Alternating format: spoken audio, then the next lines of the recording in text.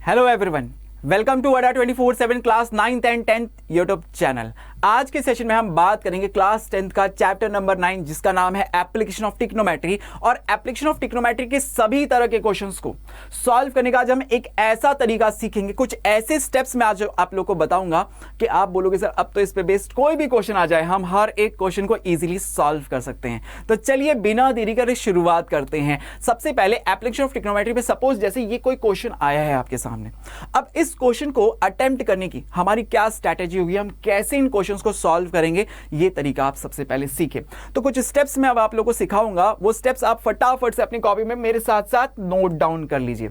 सबसे पहला स्टेप कि सर क्वेश्चन अगर हमारे पास कोई भी आता है तो सबसे पहले हम क्या करेंगे, डायग्राम को ड्रॉ करेंगे। क्वेश्चन को फील करो और डायग्राम ड्रॉ करो। सबसे पहले आप डायग्राम को ड्रॉ कर देंगे। देन उसके बाद जैसे ही आपने क्वेश्चन के अकॉर्डिंग आपने डायग्राम को ड्रॉ किया, तो डायग्राम ड्रॉ करने के बाद अब डायग्राम के अंदर आपके पास डिफरेंट पॉइंट्स आएंगे, तो उन सभी पॉइंट्स को आप नेम दे दो, जैसे A B C D E F G H, जो भी आपका मन करे। तो आप उसके बाद नेक्स्ट स्टेप में आप क्या करोगे कि सर मैं नेमिंग कर दूंगा डायग्राम की नेमिंग। अब नेमिंग करने के बाद अब आप उस डायग्राम के अंदर क्या करोगे, एक राइट एंगल ट्रायंगल्स को आइडेंटिफाई करोगे। क्या करना है, राइट एंगल ट्रायंगल्स को आइडेंटिफाई। सो आइडेंटिफाई राइट एंगल ट्रायंगल्स। अब चाहे उस डायग्राम के अंदर एक राइट एंगल ट्रायंगल हो, दो राइट एंगल ट्रायंगल हो, जितने भी राइट एंगल ट्रायंगल्स हो उनको हमने सबसे पहले आइडेंटिफाई किया। अब आइडेंटिफाई करने के बाद नेक्स्ट स्टेप में हम क्या करेंगे, अप्लाई करेंगे किसको, ट्रिग्नोमेट्रिक फंक्शंस को। देन अप्लाई, हम स्टेप 4 में क्या करेंगे, अप्लाई ट्रिग्नोमेट्रिक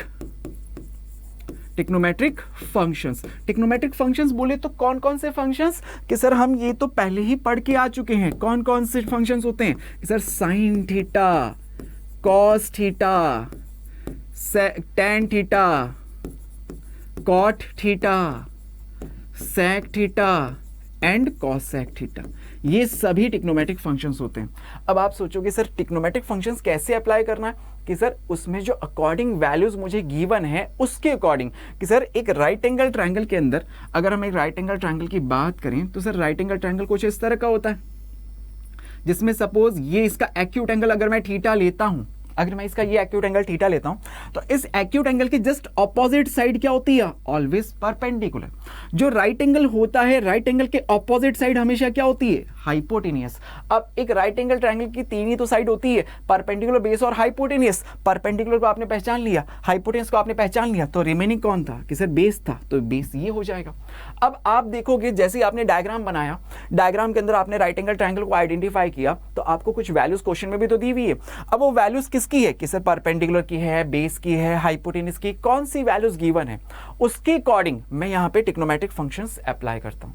ठीक है, अब आपको ये भी याद होना चाहिए कि सर फॉर्मूला, इनको याद रखने का, ट्रिग्नोमेट्रिक फंक्शंस की वैल्यूज को याद रखने का मैंने तरीका भी आप लोगों को सिखाया था कि सर पंडित बद्री प्रसाद हर हर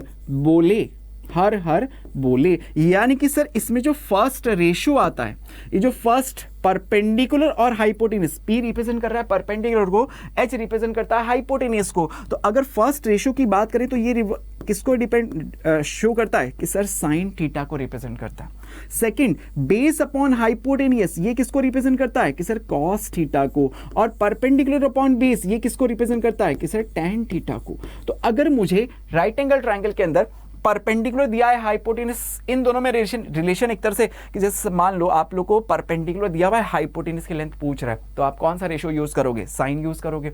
अगर सपोज आपको बेस हाइपोटेनस दिया है और बेस पूछ रहा है, तो आप बेस और हाइपोटेनस में रिलेशन कौन शो करता है, कॉस शो करता है, तो इस तरह से आप कॉस को यूज कर लोगे। अगर आपको सपोज बेस दिया हुआ है, परपेंडिकुलर आपसे पूछ रहा है, तो परपेंडिकुलर और बेस में रिलेशन कौन शो करता है, टेन, तो आप टेन यूज कर लोगे। अब एक और ट्रिक बताऊं आप लोग के, बेसिकली आप एप्लीकेशन ऑफ ट्रिग्नोमेट्री के जरिए करते क्या हो, हाइट और डिस्टेंस को कैलकुलेट करते हो, कि सर हाइट यानी कि ये ये हाइट कि हाइट कहाँ होती है सर, ग्राउंड से परपेंडिकुलर होती है। या फिर डिस्टेंस, तो डिस्टेंस ये तो सर हाइट हो गई, ये डिस्टेंस हो गई। तो बेसिकली हम हाइट और डिस्टेंस को ही तो कैलकुलेट कर रहे होते हैं एप्लीकेशन ऑफ ट्रिग्नोमेट्री के जरिए। अब हाइट क्या है, परपेंडिकुलर, डिस्टेंस क्या है, एक तरह से राइट एंगल ट्रायंगल का बेस हो सकता है कि सर अगर मैं इनको फॉर्म कर दूं इस तरह से तो एक राइट एंगल ट्रायंगल बन गया। हाइट और डिस्टेंस में रिलेशन कौन शो करेगा सर, ये एक तरह से परपेंडिकुलर है और ये क्या हो गया, बेस।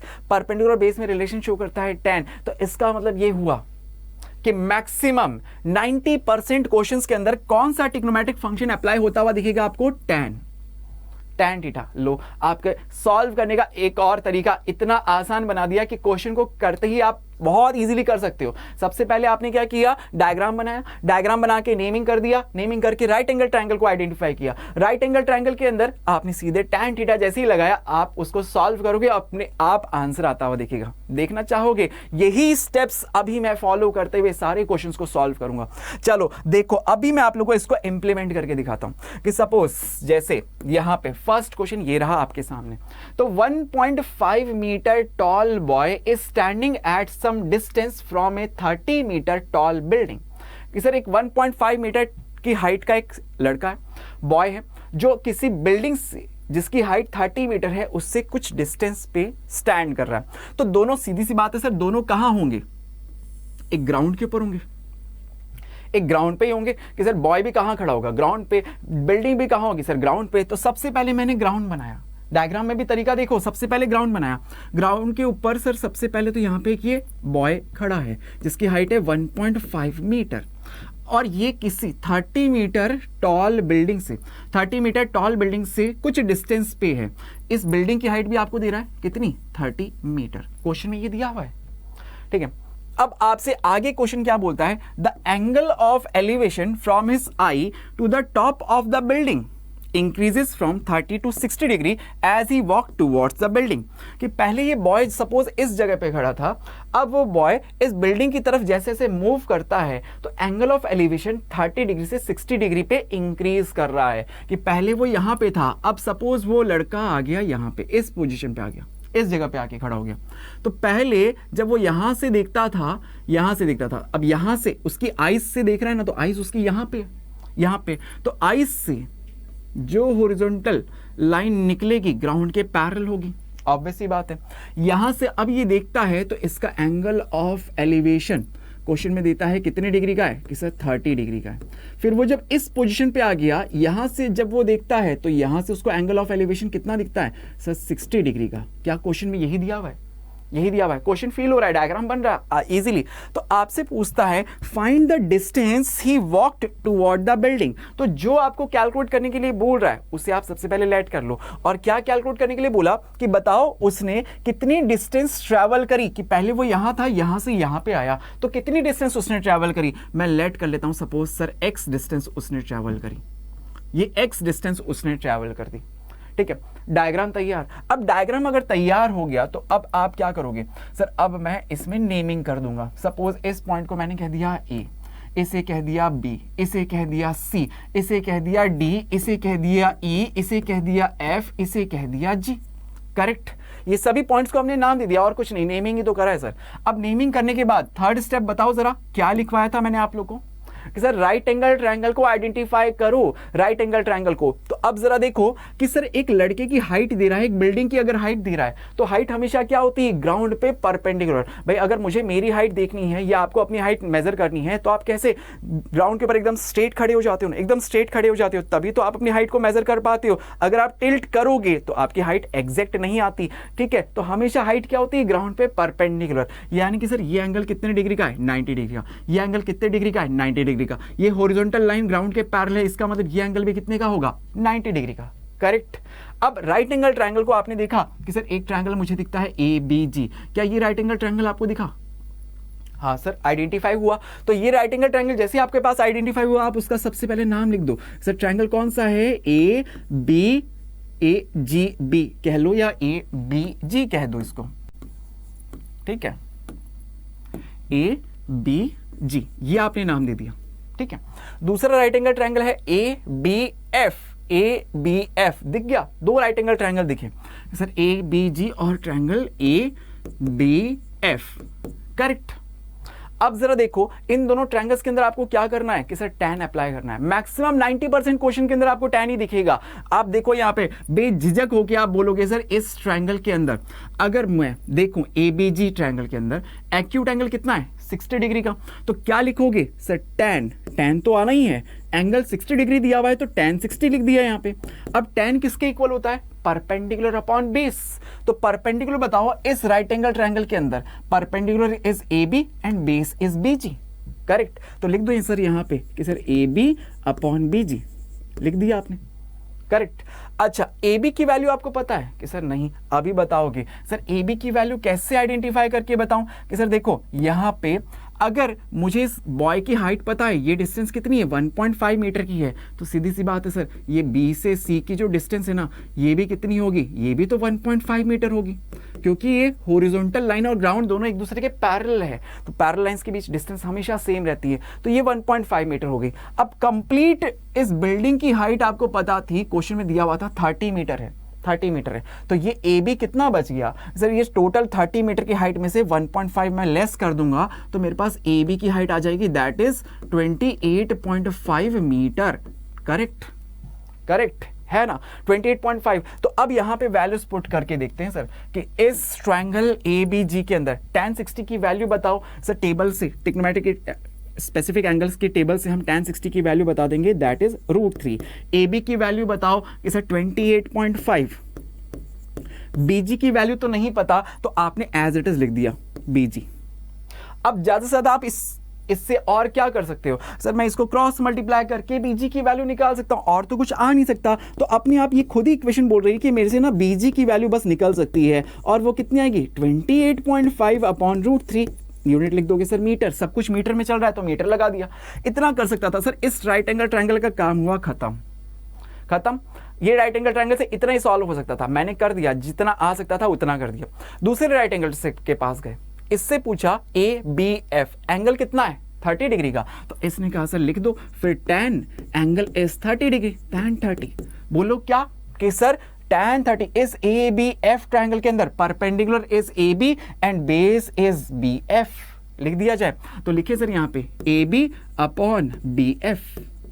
अब tan 30 की वैल्यू बताना कि सर tan 30 की वैल्यू होती है 1 upon √3 is equal to AB की वैल्यू पता है आपको पहले से ही कि सर 28.5। अच्छा अब ये बारी आई कि सर BF की, ये BF, अब ये BF सर इस BF को क्या मैं X प्लस BG पढ़ सकता हूं, X प्लस BG पढ़ सकता हूं, लिख देंगे सर इसको ऐसे लिख देंगे सर X प्लस BG, ठीक है, कि जो वैल्यू मुझे कैलकुलेट करनी है और जिसकी वैल्यू मेरे पास आई, इन दोनों के टर्म्स में हमने इसको रिप्रेजेंट कर दिया, इससे ज्यादा और कुछ नहीं हो सकता था। अब सर इसको क्या कर सकते हैं आप बताओ, आपको क्या लगता है सर, अब इसको देख के क्या लगता है कि सर ज्यादा से क्रॉस मल्टीप्लाई हो सकता है, तो क्रॉस मल्टीप्लाई कर देते हैं। तो नेक्स्ट स्टेप में आप इसको क्रॉस मल्टीप्लाई में भेजोगे तो x plus BG is equal to 28.5 √3 आ जाएगा, करेक्ट। अब आपके पास BG की वैल्यू पहले से थी क्या, ये थी, तो सर अगर मैं x की वैल्यू यहां से पहले निकालना चाहता हूं तो x इज इक्वल टू इस BG को मैंने उधर ट्रांसफर कर दिया तो ये आ जाएगा 28.5 √3, उसमें से माइनस कर दिया सर किसको, BG को।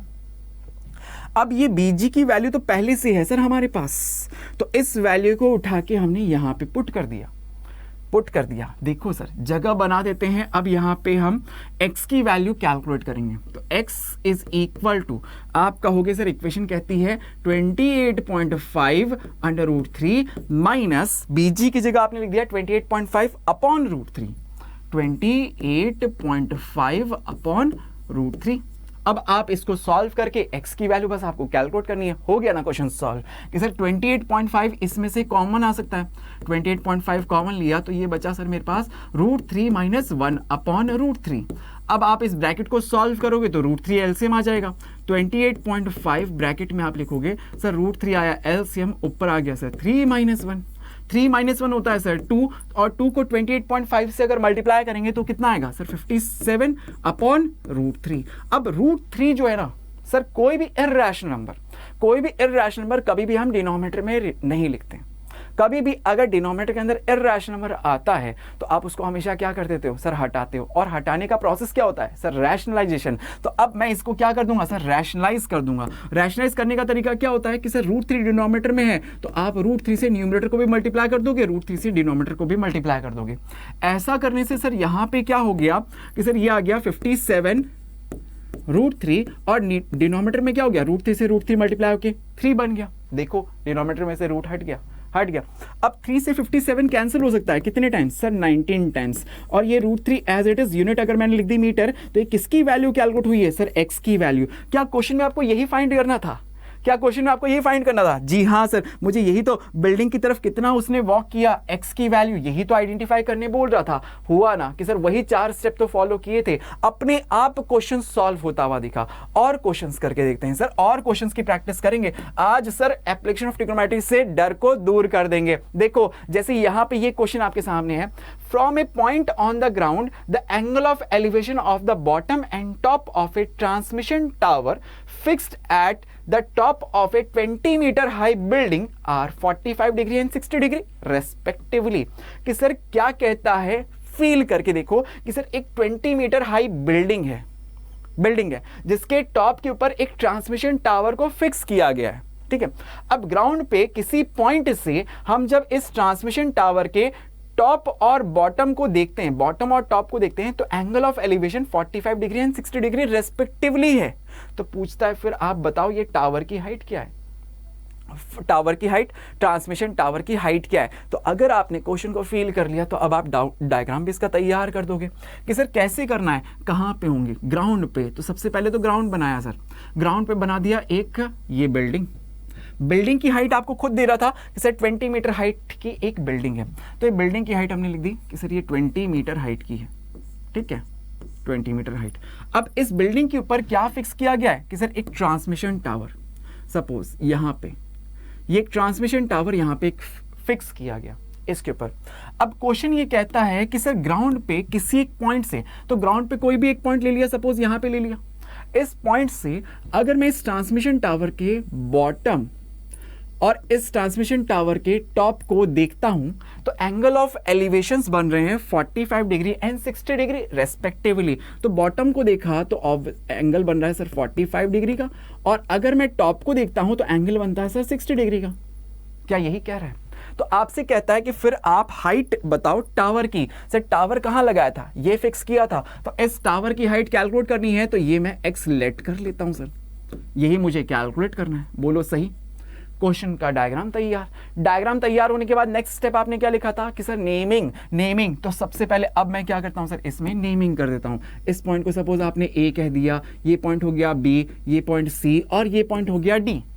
Correct, A B C D 4 point आपने दे दिए। अब आप क्या करोगे, थर्ड स्टेप बताओ जरा, क्या लिखवाया था आप लोग को कि सर राइट एंगल ट्रायंगल को आइडेंटिफाई करो। तो राइट एंगल ट्रायंगल कितने दिख रहे हैं कि सर ये जो बिल्डिंग है ना, ये टावर जिसके ऊपर लगा हुआ है, बिल्डिंग की हाइट दी हुई है 20 मीटर, तो ऑब्वियस सी बात है ये परपेंडिकुलर होगी ग्राउंड के ऊपर, क्योंकि हाइट हमेशा ग्राउंड पे परपेंडिकुलर ही देखी जाती है।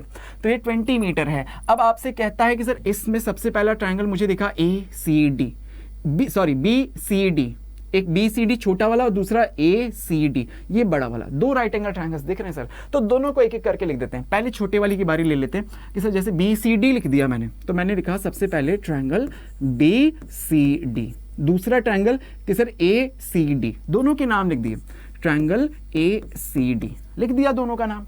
अब दोनों में क्या करना है कि सर ट्रिग्नोमेट्रिक फंक्शन अप्लाई करना है। मैक्सिमम 90% क्वेश्चंस के अंदर क्या अप्लाई होता है कि सर tan, आप खुद भी देख सकते हो क्योंकि यहाँ पे आपको ये हाइट दे रहा है और ये डिस्टेंस, हाइट और डिस्टेंस में मैक्सिमम 90% क्वेश्चंस के अंदर आपका tan अप्लाई होता है, बिना सोचे समझे आपने फटाफट से। लेकिन फिर भी एक बार ध्यान देके देख लेना क्या वैल्यूज गिवन है। तो यहाँ पे मैंने अप्लाई किया सर tan, एंगल कितना है कि सर बीसीडी ट्रायंगल में एंगल है 45 डिग्री, तो लिखा sir tan 45 degree is equal to perpendicular that is BC upon base that is CD. Correct. अब tan 45 की वैल्यू तो सबसे सिंपल, ये तो सभी को याद होती है कि सर बच्चा जानता है tan 45 की वैल्यू 1 होती है।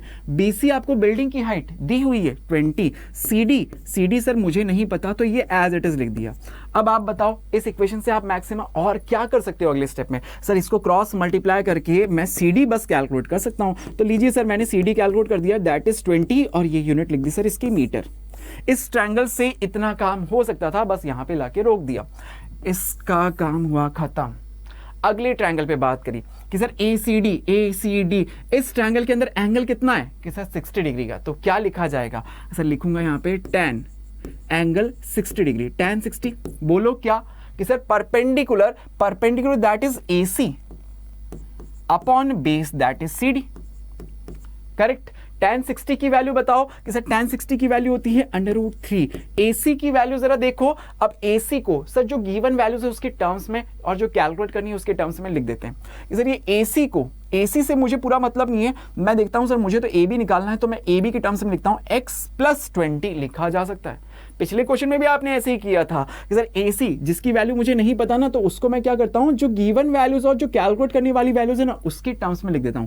तो x+20 इसकी जगह लिखा जा सकता है, ये x+20। और CD की वैल्यू सर ये रही CD की वैल्यू, क्या ये CD की वैल्यू आप यहां पे पुट कर दोगे इस लाइन पे? इस यहां पे हम पुट कर देते हैं CD की वैल्यू कितनी है कि सर 20। अब बताओ क्या लगता है क्या किया जाए? सर क्रॉस मल्टीप्लाई कर देते हैं, तो ये आएगा आपके पास 20√3 इज इक्वल टू x+20। आपको क्या कैलकुलेट करना है कि सर x, तो x एक तरफ, नंबर एक तरफ। तो बोलो नेक्स्ट स्टेप में क्या आप ऐसे लिख सकते हो 20 को इधर भेज के कि sir x is equal to 20√3 - 20। अब आप और इसको सिंपल वे में रिप्रेजेंट करने के लिए सर 20 कॉमन ले लेता हूं। तो 20 आपने कॉमन ले लिया, लिखा सर √3 माइनस का 1, और x की वैल्यू बता दी कि सर ये x की वैल्यू आ गई। और यूनिट लिखना कभी मत भूलना, यूनिट मीटर में। अब अगर क्वेश्चन के अंदर आपको सपोज √3 की वैल्यू भी गिवन है कि सर √3 की अगर वैल्यू भी गिवन है 1.73, तो आप 1.73 लिख के उसमें से 1 माइनस कर दोगे तो 0.73 आएगा। उसको 20 से मल्टीप्लाई कर दोगे तो डेसिमल में भी आप आंसर को निकाल सकते हो। तो इस तरह से हम क्वेश्चन को सॉल्व करते हैं। आया सर, तरीका पता लगा क्या? वही 4 स्टेप में सारे क्वेश्चन हो रहे हैं। और क्वेश्चन करते हैं। देखो अगला क्वेश्चन कहता है the angle of elevation of top of A building from the foot of the tower is 30 degree. कि सर दो चीजें हैं ग्राउंड के ऊपर, एक है बिल्डिंग और दूसरा है टावर, ठीक है।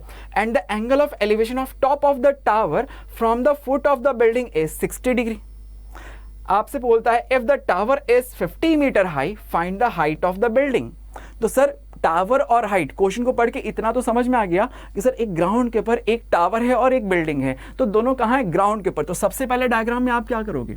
सर सबसे पहले तो ग्राउंड बनाता हूं। ग्राउंड पे एक बना दिया आपने बिल्डिंग और एक बना दिया आपने सपोज ये टावर। करेक्ट। क्वेश्चन को फिर से देखो, लाइन बाय लाइन पढ़ते हैं। The angle of elevation of top of the building, कि सर बिल्डिंग, ये बिल्डिंग है ना इधर, और इधर आपने क्या बनाया कि सर ये टावर, ठीक है, इधर टावर है। तो बिल्डिंग के टॉप का angle of elevation of the top of the building from the foot of the tower is 30 degree. तो टावर का फुट ये रहा, यहां से बिल्डिंग के टॉप का एंगल ऑफ एलिवेशन कितना देता है? क्वेश्चन में खुद दिया हुआ है कि सर ये कितना है? 30 डिग्री। करेक्ट, यही दिया हुआ है। आगे बोलता है and the angle of elevation of top of the tower, कि टावर के टॉप का from the foot of the building is 60 degree. कि सर बिल्डिंग के फुट से टावर के टॉप का एंगल ऑफ एलिवेशन कितना है? कि सर 60 डिग्री। यही तो क्वेश्चन में कह रहा है।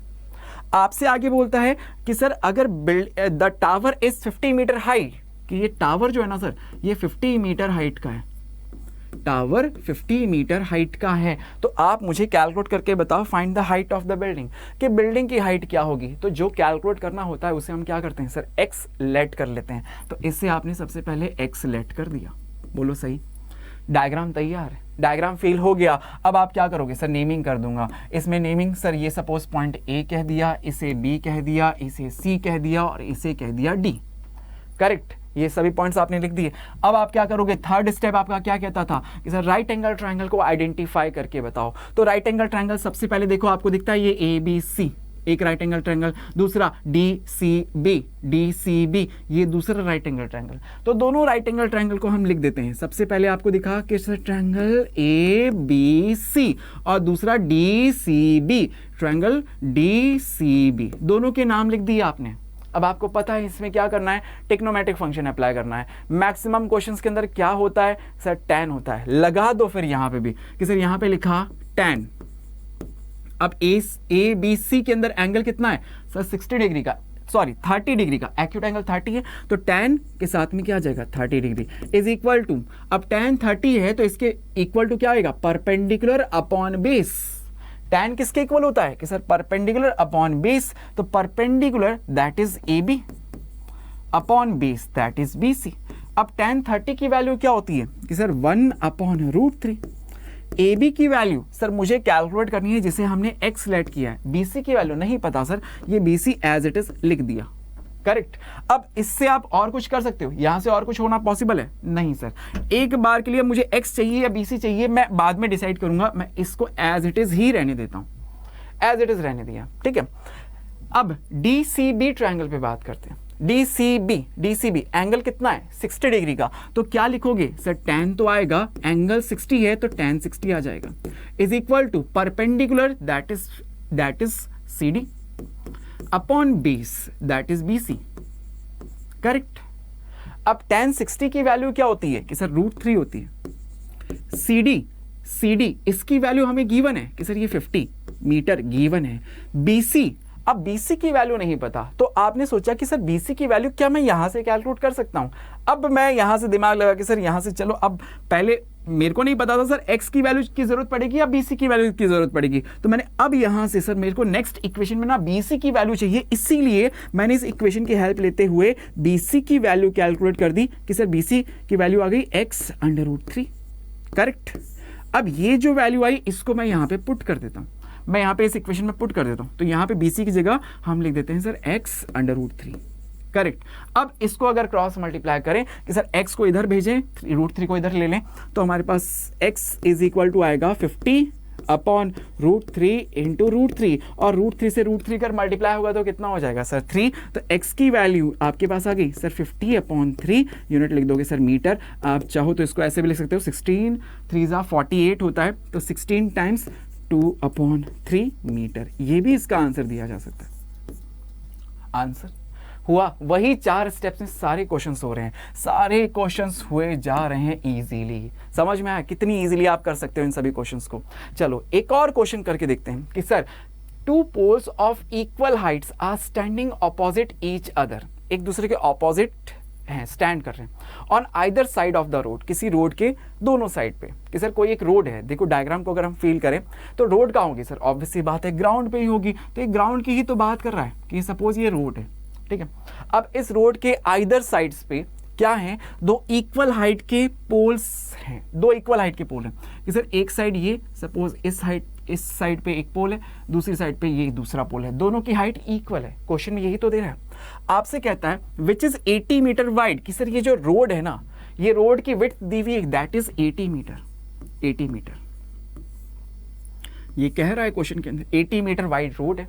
आगे बोलता है from A point between them on the road, कि सर इस रोड के बीच में कहीं पे भी कोई पॉइंट ले लें, कहीं पे भी कोई भी पॉइंट अगर हम ले लें, कि सपोज हमने यहाँ पे ये पॉइंट ले लिया, यहाँ पे सपोज यहाँ पे ले लिया, सपोज यहाँ पे ले लिया कि सर यहाँ से, तो इस पॉइंट से मुझे क्वेश्चन में क्या कहता है, इस पॉइंट से the angle of elevation of the top of the poles are 60 and 30 degree.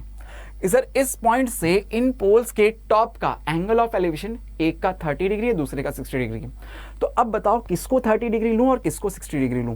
कि सर यहां से अगर मैं इस पॉइंट से इस पोल के टॉप को देखता हूं और इस पॉइंट से इस पोल के टॉप को देखता हूं, तो ये एंगल और ये एक्यूट एंगल, ये एंगल्स बन रहे हैं, ये एंगल्स फॉर्म हो रहे हैं, ठीक है, ये एंगल्स फॉर्म हो रहे हैं। अब इनकी वैल्यूज दे रहा है सर 30 और 60 डिग्री, लेकिन ये नहीं बताया कौन से पोल की। तो क्या आप बता सकते हो सर मैं जिस पोल के ज्यादा नजदीक होऊंगा तो वहां पे एंगल ऑफ एलिवेशन भी क्या होगा, ज्यादा होगा।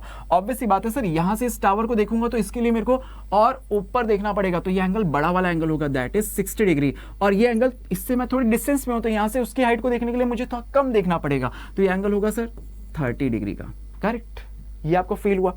अच्छा, find the height of the poles and the distance of the point from the pole. कि सर एक तो मुझे इन दोनों पोल्स की हाइट निकालनी है, तो सपोज हाइट मैं कह देता हूं h है, इनकी वैल्यूज मुझे कैलकुलेट करनी है, और ये भी बताना है कि सर ये जो पॉइंट है ना ये इन पोल से किस डिस्टेंस के ऊपर है। तो मैं अगर मुझे पता है सर ये टोटल डिस्टेंस तो 80 मीटर की है, तो मैं अगर इस डिस्टेंस को सपोज x कहता हूं, ये डिस्टेंस अगर मैंने लेट करी x है, तो बता सकते हो कि सर ये वाली डिस्टेंस कितनी होगी, ये वाली डिस्टेंस कितनी होगी। कि सर ये डिस्टेंस होगी टोटल में से x को माइनस कर दो, यानी कि 80 माइनस एक्स, 80 माइनस एक्स लिख सकते हैं। तो डायग्राम क्या तैयार हो गया, क्वेश्चन आपको क्लियर हो गया। तो अब आप सबसे पहले क्या करोगे सर, अब मैं इसमें सबसे पहले नेमिंग कर दूंगा। तो नेमिंग करने के लिए पॉइंट लिख दिए कि सर ये सपोज पॉइंट A, ये पॉइंट B, ये पॉइंट C, और ये पॉइंट D, और ये पॉइंट E। सेकेंड स्टेप पूरा कि डायग्राम बनाया, सेकंड स्टेप में हमने फिर नेमिंग कर दिया। तो थर्ड स्टेप में आप क्या करते हो, थर्ड स्टेप के अंदर सर हम क्या करते हैं, राइट एंगल ट्रायंगल्स को आइडेंटिफाई करते हैं। तो दोनों पोल्स हैं, तो दोनों पोल्स ऑब्वियसली बात है सर ग्राउंड पे परपेंडिकुलर ही होंगे, इनकी हाइट कैलकुलेट करने के लिए बोल रहा है। तो ये दोनों राइट एंगल ट्रायंगल्स, एक मुझे दिखा ABC, एक ट्रायंगल हमें दिख गया कि सर ट्रायंगल कौन सा है, ABC, एक राइट एंगल ट्रायंगल, दूसरा EDC ट्रायंगल, EDC, ये दूसरा right angle triangle. Correct, ABC और EDC। अब इन दोनों राइट एंगल ट्रायंगल्स के अंदर आप अप्लाई कर दो। क्या सर नेक्स्ट स्टेप क्या कहता है, नेमिंग करने के बाद राइट एंगल ट्रायंगल को आइडेंटिफाई किया, फिर क्या कहते हैं ट्रिग्नोमेट्रिक फंक्शन, और मैक्सिमम 90% क्वेश्चंस के अंदर कौन फॉलो होता है सर, tan लिखा जाता है। तो ABC के अंदर एक्यूट एंगल 60 है, तो क्या लिखोगे sir, tan angle 60 degree, perpendicular upon base. Direct लिख दूं सर, परपेंडिकुलर AB है जिसकी वैल्यू हमने h लेट करी है, और बेस BC है जिसे आपने x से डिनोट किया। करेक्ट, tan 60 की वैल्यू सर √3 होती है, तो यहां पे आप लिखोगे सर h अपॉन x। अब किसकी वैल्यू को कब जरूरत पड़ेगी मुझे नेक्स्ट इक्वेशन बताएगी, इसको एज इट इज रख दिया। ठीक है, अब EDC ट्रायंगल के अंदर एक्यूट एंगल 30 है, तो क्या लिखोगे sir, tan angle 30 degree is equal to perpendicular that is h upon base that is 80 minus x। tan 30 की वैल्यू क्या होती है सर, इसकी वैल्यू होती है 1 upon √3 is equal to h upon 80 minus x। Correct, ठीक है। अब यहां से अगर भाई मुझे क्या करना है सर, h भी निकालना है, x भी निकालना है, तो अगर मैं यहां से क्या करता हूं सर, h की वैल्यू निकालूं दैट इज x √3, और ये वैल्यू यहां पे पुट कर दूं, तो क्या पहले x की वैल्यू फिर आइडेंटिफाई हो जाएगी, दोनों में से किसी भी एक की टर्म्स में दोनों इक्वेशंस को हम कन्वर्ट कर रहे हैं। तो ये आपने सबसे पहले 1 अपॉन √3 एज इट इज रखा, इस h की जगह आपने लिख दिया यहां से x अंडर √3। ठीक है, ये लिखा आपने 80 माइनस x, क्रॉस मल्टीप्लाई कर दें, तो क्रॉस मल्टीप्लाई करोगे तो नेक्स्ट स्टेप में आप क्या बोलोगे सर, ये क्रॉस मल्टीप्लाई होगा तो इधर आएगा 80 minus x is equal to, बोलो x √3 से √3 अगर मल्टीप्लाई होने जाएगा तो क्या आ जाएगा सर, 3x आ जाएगा। √3 से √3 मल्टीप्लाई होके 3 हो गया, 3x। अब x एक तरफ कि सर x एक तरफ हो गया, तो आप नेक्स्ट लाइन में कह सकते हो sir 4x is equal to 80, यानी कि सर मैं कह सकता हूं x इज इक्वल टू कितना, 20 यूनिट कहोगे सर मीटर। यानी कि सर मुझे पता लग गया कि सर ये जो पॉइंट है ना, ये पोल से किस डिस्टेंस पे है, एक से 20 मीटर की, तो दूसरे से 60 मीटर। तो डिस्टेंस मैं लिख देता हूं सर यहाँ पे, कि इसी चीज को मैं यहाँ पे लिख देता हूं सबसे पहले, कि distance of point from poles are 20 metre and 60 metre. Correct, ये एक तो आपने कैलकुलेट कर दिया x की वैल्यू। अब सेकंड वाला h की वैल्यू कैलकुलेट करने के लिए, तो h की वैल्यू सर ये आपने h की वैल्यू x की टर्म्स में पहले से ही लिख रखी है। सपोज इसे हम इक्वेशन नंबर अगर 1 कहते, तो यहां पे आप लिखते हैं फ्रॉम इक्वेशन 1, इक्वेशन 1 से हम कह सकते थे sir h is equal to क्या है, x√3। x की वैल्यू आपको पता है, पहले अभी आपने फाइंड करी 20√3। तो h की वैल्यू, ये हाइट ऑफ द पोल, दोनों पोल्स इक्वल हाइट के थे, ये भी h हाइट का तो ये भी h हाइट का, तो h की वैल्यू हमने कैलकुलेट कर दी, दैट इज 20√3 मीटर। तो बोलो क्या इस क्वेश्चन के दोनों पार्ट सॉल्व हो गए, इजीली आपने कर दिया। तो इस तरह से बच्चों आप, आई होप आप लोगों ने एप्लीकेशन ऑफ ट्रिग्नोमेट्री पे बेस्ड जितने भी क्वेश्चंस हैं उनको सॉल्व करने का सबसे आसान तरीका आज सीख लिया है। आई होप ये वीडियो आप लोगों के लिए बहुत हेल्पफुल रही होगी। वीडियो के डिस्क्रिप्शन में आपको कंप्लीट इस चैप्टर की कंप्लीट डिटेल में अगर आप पढ़ना चाहते हैं तो उसकी कंप्लीट प्लेलिस्ट आपको वीडियो के डिस्क्रिप्शन में दी हुई है। आप उसके थ्रू पूरे इस चैप्टर को अच्छे से स्टडी कर सकते हैं, मिलकर पढ़ेंगे, साथ में बढ़ेंगे, आगे बढ़ेंगे। Thank you so much guys, thank you for joining with us, thank you so much. Comment करके ज़रूर बताना कि वीडियो आपको कैसी लगी। Thank you so much.